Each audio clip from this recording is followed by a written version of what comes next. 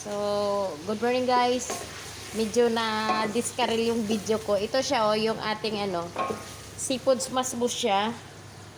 Pero ang yung gamit natin, ito siya, onions, garlic, at saka ginger.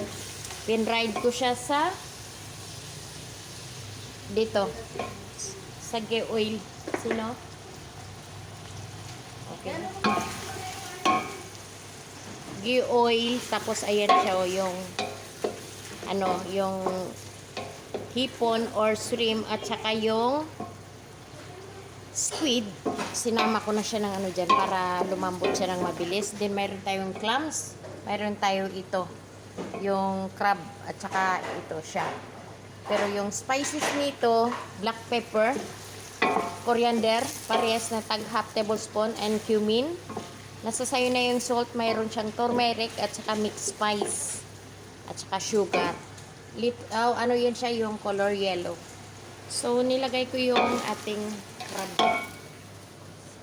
Then guys, ayan na siya Nilagay ko yung ating clams at saka yung ating crab para siya. So ito yung spicy natin. Mayroon siyang cumin, mixed spice, turmeric, andyan ang sugar, at saka yung coriander. So, hindi muna natin ilalagay yung ating tomatoes. Mamaya na lang. Kasi madudurog din naman yan siya. Yan na muna. Bali, yun ang ilalaga natin muna. Guys, nilagyan ko siya ng long chili. Yung hot. 4 na piraso din. Lagay natin yung ating tomatoes. So guys, release muna natin to yung crab kasi may kasama itong kanin. So mahirap humalo.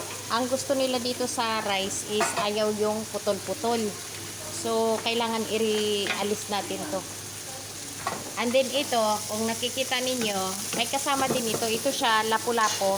So sinipirit ko siya ng fried kasi pag hinalo ko dito yan, yung kalahati niya ay madudurog yung ating fish. So, kailangan at the end na lang siya. Parang ipapatong lang siya na yung painin na yung ating kanin mamaya. Okay? So, guys, ayan na siya Inalis ko na yung yung crab. So, lagay natin yung ating rice. Yan ito yung rice. Saka ko siya lalagyan ng tubig na parang sasaing siya. Then, after na medyo malapit na ba siyang naluto na yung rice, saka ko ibabalik ito.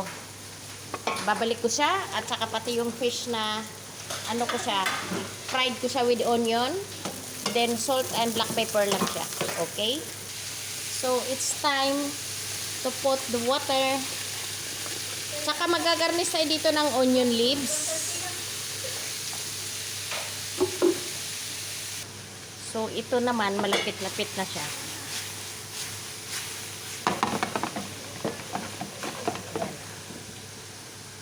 So, guys, ayan guys, nilagay ko na yung, ang tawag na ito, yung fish. Pero kailangan dandahan lang kasi, siya madudurog. Then, balik ko na rin yung crab. Balik ko na rin yung crab.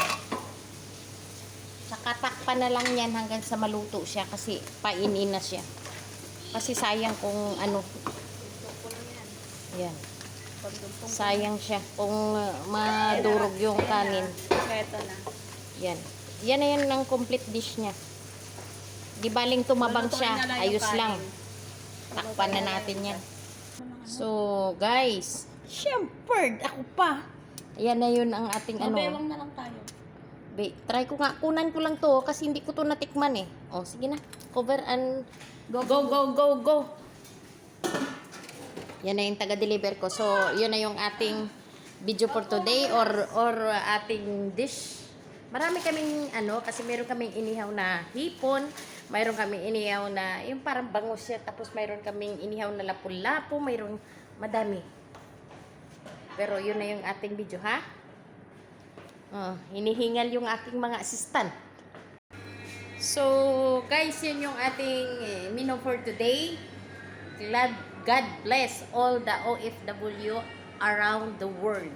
So, thank you. Just follow my page and YouTube channel kasi doon ko i-upload sa YouTube yung buong video na to. So, thank you and God bless!